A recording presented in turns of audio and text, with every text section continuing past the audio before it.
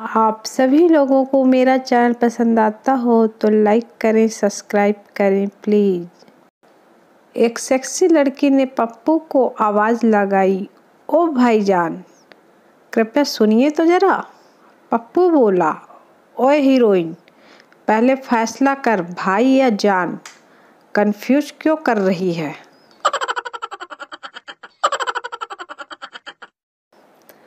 लड़की गले लगकर लड़के के कान में बोली, लड़की, कुछ ऐसा कहो कि मेरा दिल धड़कने लगे। लड़का, वो पीछे तेरा बाप खड़ा है, ऐसे ही चिपकी रहा वरना पकड़ी जाएगी।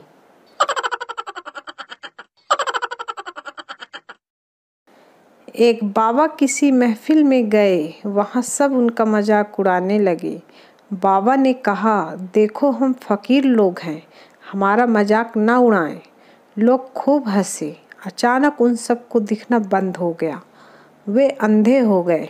वो सब बाबा के कदमों में गिर गए। बाबा जी, हमें माफ़ कर दो। बाबा जी ने जूता उतारा और सबको एक एक मारा और बोले, सालो, लाइट चली गई है, कोई जनरेटर चालू करो, मुझे भी दिखाई नहीं दे रहा है।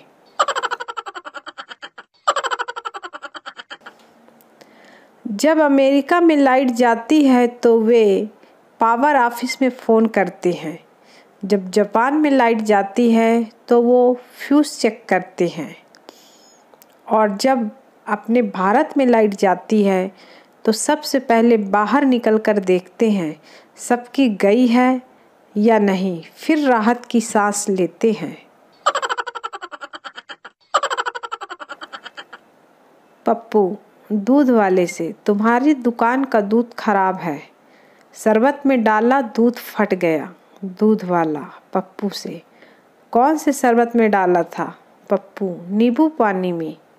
दूध वाला बेहोश हो गया।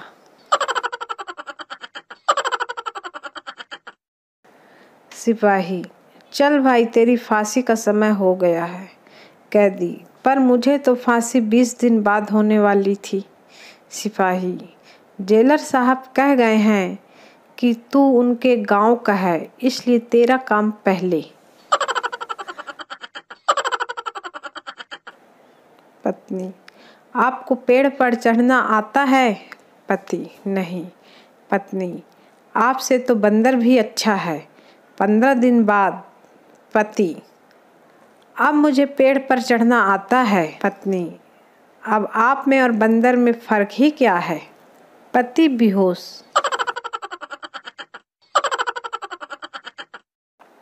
एक बात समझ नहीं आती है कि दारू की दुकान का वास्तुशास्त्र कौन करता है।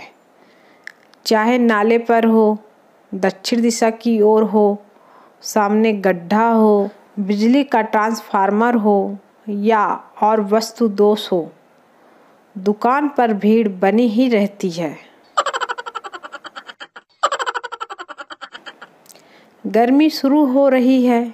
शादीशुदा मर्दों के लिए एक सलाह, जब भी फ्रिज से पानी की बोतल निकालो तो उसे भरकर ही वापस रखो, वरना लेक्चर पानी की बोतल से शुरू होगा और पता नहीं किस बोतल पर खत्म होगा।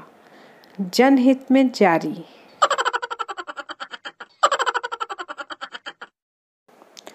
दो समधी ड्रिंक करने बैठे। पहला, कितना पानी डालूं। दूसरा, नीट। पहला, क्यों। दूसरा, हमारे यहाँ लड़की के घर का पानी नहीं पीते हैं, ये होते हैं संस्कार।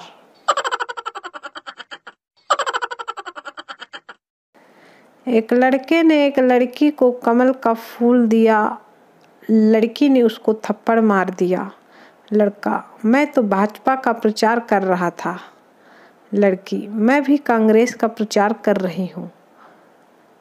लड़का बेहोश हो गया।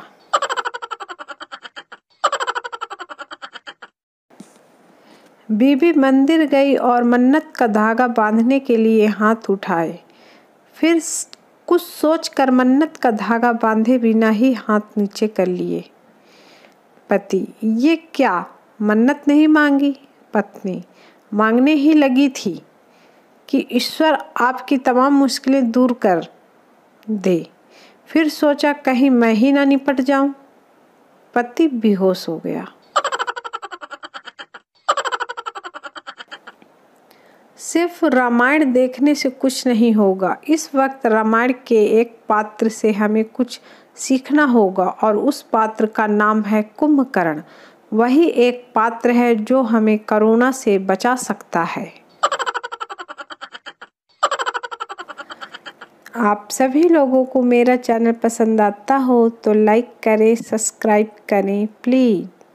सुबह सुबह पत्नी को खुश करने के लिए पति ने फ्रिज से दूध का बर्तन निकाला और गैस पर रखा, लेकिन जब आधा घंटा हो जाने के बाद भी उसमें उबाल नहीं आया तो उसने जांच की तो समझ आया कि वो तो इडली का घोल था। पति फरार है।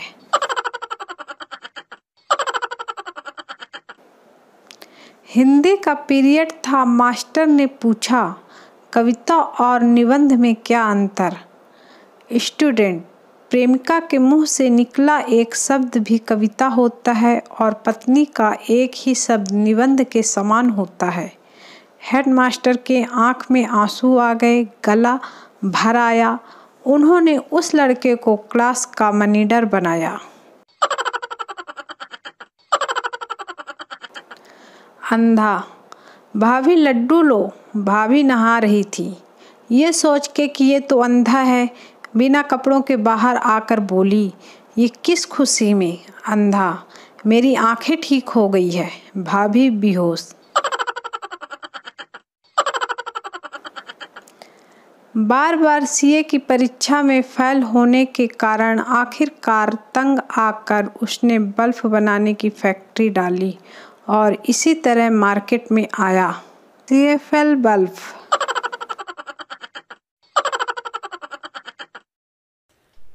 चूहिया पेड़ पर चढ़ी तो बंदर ने पूछा, ऊपर क्यों आई? चूहिया, सेब खाने। बंदर, ये तो आम का पेड़ है।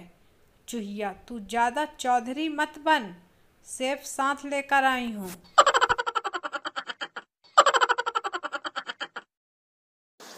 पत्नी, मैं बचूंगी नहीं, मर जाऊंगी। पति, मैं भी मर जाऊंगा। पत्नी, मैं तो बीमार हूँ इसलिए मर जाऊंगी, लेकिन तुम किस लिए मर जाओगे?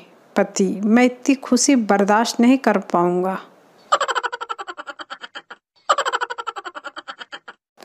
मारवाड़ी मंदिर में, भगवान अगर आप मुझे 1000 रुपये देंगे, 500 रुपये आपके श्री चरणों में अर्पित कर दूंगा। थोड़ी दूर पे उसे 500 का नोट मिला। मारवाड़ी, प्रभु इतना भी भरोसा नहीं था जो अपना हिस्सा पहले ही काट लिया।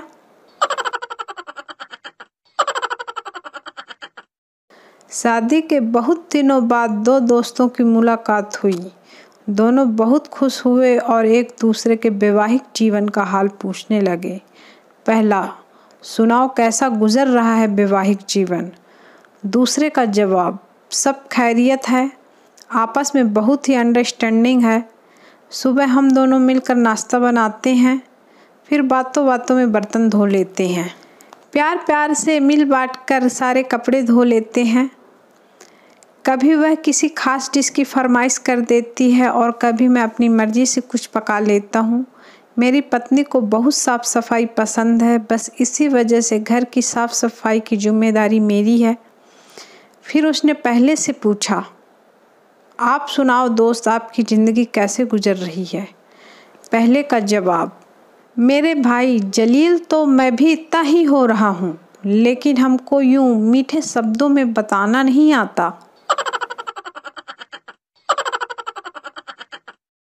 एक मशहूर प्रेरक वक्ता ने समारोह में कहा, मैंने अपनी ज़िंदगी के सबसे अच्छे साल उस औरत के बाहों में गुजारे जो मेरी पत्नी नहीं थी।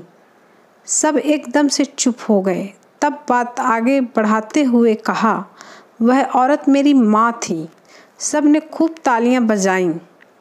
वहाँ मौजूद हमारे एक भाई ने यही कथन अपने घर में 4 पैग लगाने के बाद आजमाना चाहा।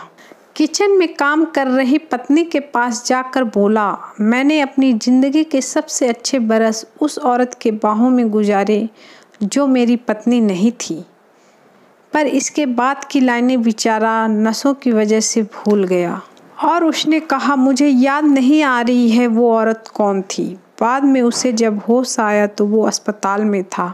बेलन से हाथ पैर थोबड़ा पसली टूट चुकी थी, बाल नुचे हुए थे, उबलते हुए पानी के फेंके जाने से बुरी तरह जल चुका था बेचारा। सभी लोगों को मेरा चैनल पसंद आता हो तो लाइक करें, सब्सक्राइब करें प्लीज़।